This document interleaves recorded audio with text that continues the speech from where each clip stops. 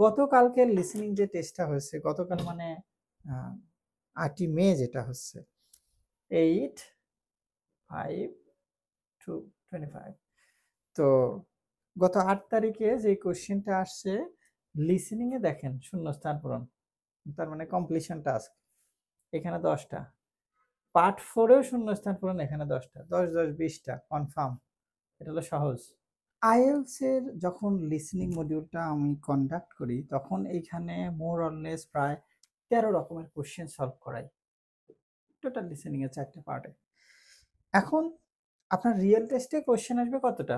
5 থেকে 6 রকম, অথবা কোনো কোনো ক্ষেত্রে 6 থেকে 7 রকম, ইভেন কোনো কোনো ক্ষেত্রে দেখা যায় 4 থেকে 5 টাইপ অফ কোশ্চেন আসে।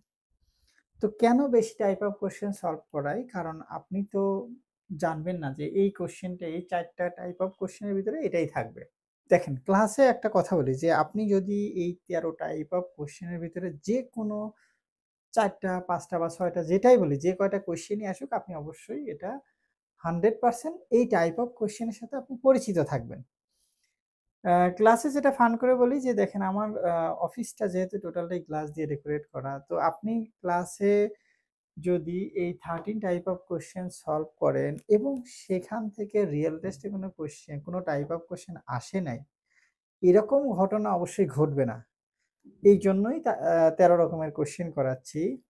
আর কেন ঘটবে না? কারণ আমি জানি যদি আপনি এই টাইপ অফ কোয়েশ্চেন ক্লাসে সলভ না করেন, সেক্ষেত্রে আপনি যদি আমার গ্লাসে একটা ইট মেরে গ্লাসটা ভেঙে দেন। এটা জাস্ট ফান করে বলি, বাট রিয়ালিটি হ্যাঁ, এটা অবশ্যই আপনাকে বেশি টাইপ অফ কোয়েশ্চেন সলভ করতে হবে। এটার কয়েকটা কারণ আছে। ১ম দেখেন আমি যদি শর্টে বলি, আমি যেটা ১ম আপনার লেআউটটা দেখাই যে কোয়েশ্চেন পজিশন ভেরি ইম্পোর্টেন্ট। আপনি কোন পার্টে কি রকমের কোয়েশ্চেন আসে সেটা যদি জানতে পারেন এবং ওই টাইপ অফ কোয়েশ্চেন কিভাবে সলভ করতে হয়, ওখানে কি ট্রিক্স এবং টেকনিক এপ্লাই করতে হয়, ওই টাইপ অফ কোয়েশ্চেনে কি ধরনের ট্র্যাপ থাকে, এগুলো যদি আপনি আগে থেকেই শিখে যেতে পারেন, ইট উইল বি গ্রেট। যেমন আমরা যেহেতু ৮ তারিখের কোয়েশ্চেনের একটা রিভিউ দিচ্ছি, ৮ তারিখে আপনার ৮ তারিখ মানে গতকালকে ৮/৫/২০২৫, যে এইখানে যে লিসেনিং টাইপ অফ কোয়েশ্চেন আসছে দেখেন। ১ম এ আমরা যেহেতু এটা প্রিভিয়াসলি একটা ভিডিওতে এটা বলেছিলাম যে কোন পার্টে কি টাইপ অফ কোয়েশ্চেন আসে। যদি আমি সংক্ষেপে একটু সাম আপ করি সেটা আ পার্ট 1 এ মূলত কমপ্লিশন টাস্ক থাকে। কমপ্লিশন মানে হচ্ছে শূন্যস্থান, আমরা যেটা বাংলায় বুঝি। More to be more precise এইখানে থাকতে পারে form completion, note completion, table completion. আর পার্ট 4 এ থাকে সেন্টেন্স কমপ্লিশন।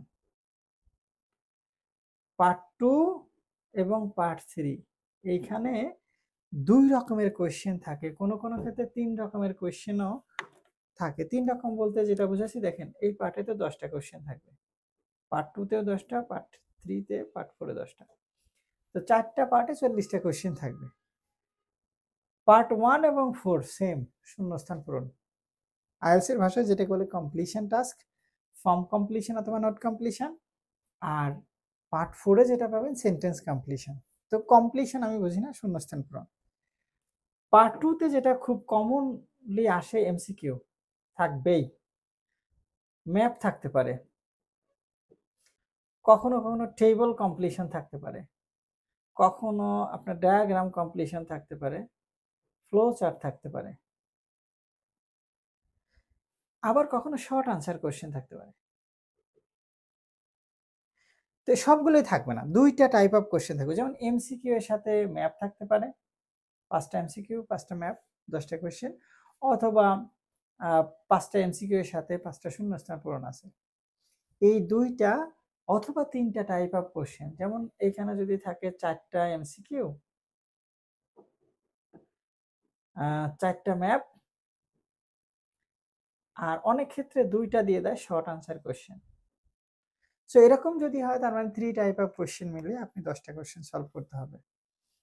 আর পার্ট 3 তে যেটা থাকে ইনফরমেশন ম্যাচিং থাকবে অবশ্যই।